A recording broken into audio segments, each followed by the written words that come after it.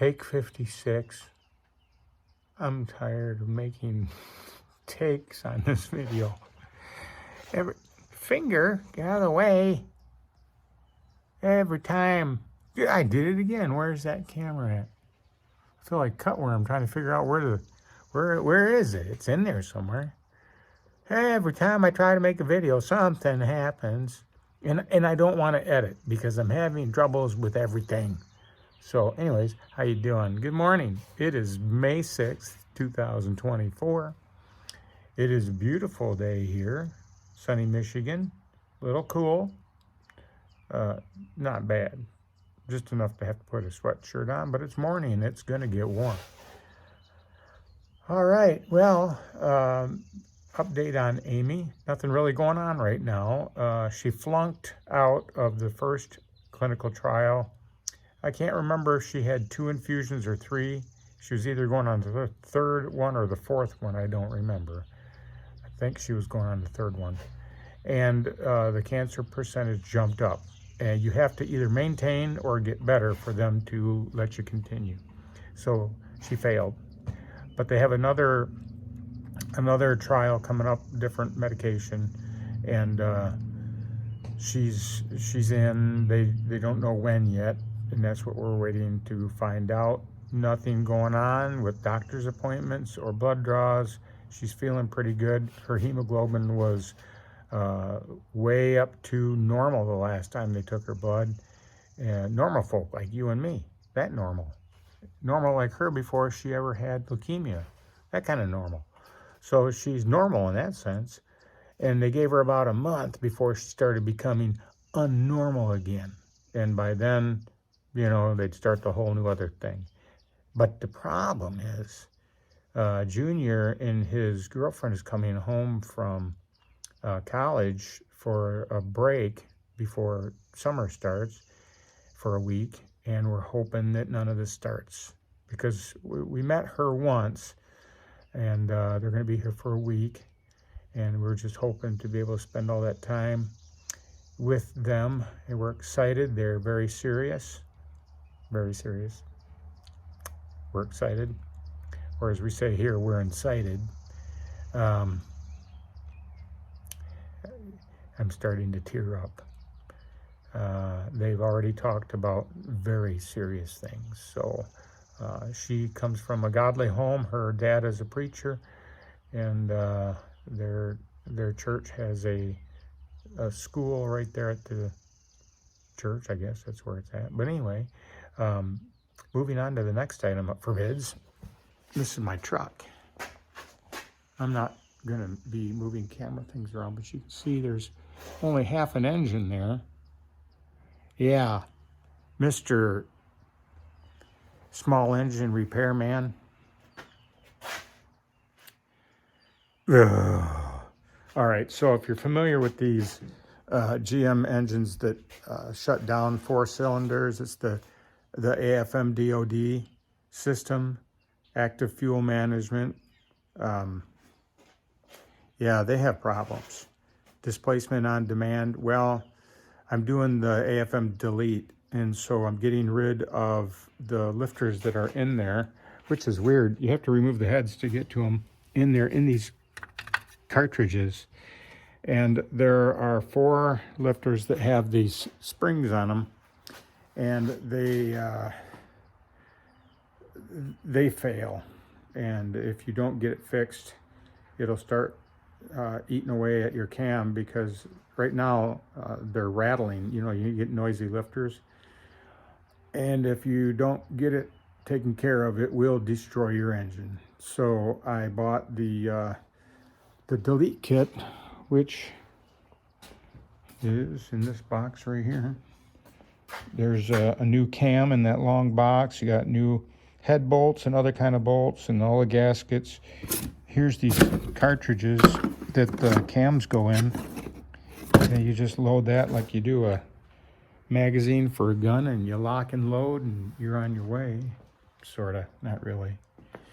So I'm not putting this back together because I don't trust myself. There's a lot of torquing and making sure that you go in the right pattern. I know you can look all that up, but man, I don't think I should be the one doing that. There is a gal at the hardware store over here. Her husband is a mechanic, and I asked him if I could hire him to put it back together once I take it apart, and he said he would do that. The other thing you have to do is program the computer and tell it, hey, don't be shutting down 4 cylinders anymore. We're done with that. So once we get that done, she should be good to go. Now, the other bad thing, is rust. You people that don't live in the Rust Belt, be thankful. Yeah, maybe you're out west and maybe you have paint fading and dashboards cracking, but at least your car's not rusted out. So that's one thing I hate about the region we live in, rust. The delete kit was less than $600, and you might think, that's expensive. It is, but not compared to paying someone to do this job for you. I got a quote from one guy that's not even it's what he does at home for, I guess, a hobby and a side business, and he's got a lift in his pole barn and stuff. He's going to charge me $2,300. So I said, thank you. I'm gonna go now. Can I have my truck back? But he said I caught it in time and I didn't do any damage, so I'm thankful for that. Anything else? I'm thinking about getting some concrete poured in my big shed out there, and that's not as cheap as it was a couple years ago when I had it put up. I wish I would have done it then. It's going to be about $800, $850. I'm going to call a couple other places and get some more quotes and see if I can't get the price down a little bit more, but might not be doing it at all. I did, I justify it by selling a few things, and I filled in for our pastor and preached a few Sundays, and they pay me for it.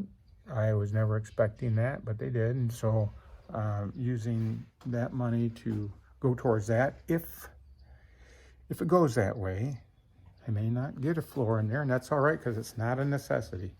I have dolomite down there on the floor right now. When you walk in there, it ends up in your shoes, and when it's wet, which it's got a roof over it, anyway, you track it in all over the place.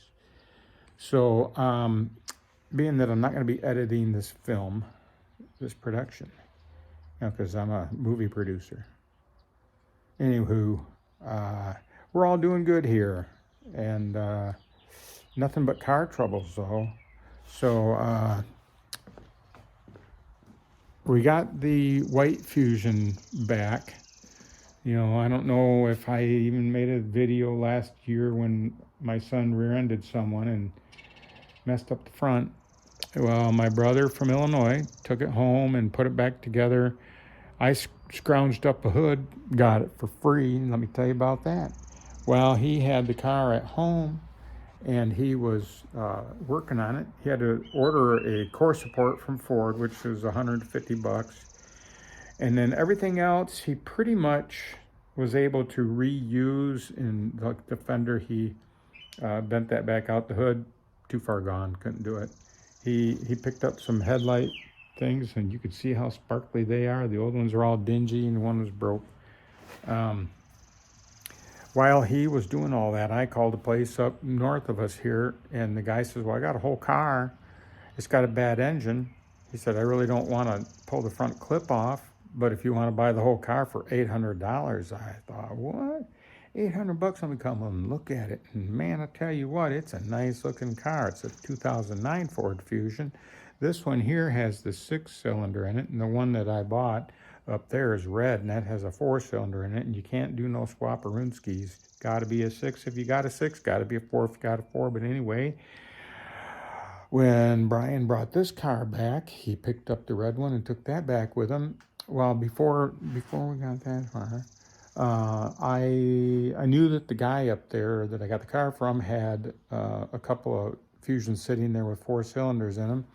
And I asked him what he wanted for the engines. He said, well, it's not going to be much more than the labor cost of getting it out because they have higher miles on them. It's like 160 to 180,000 miles, somewhere in there.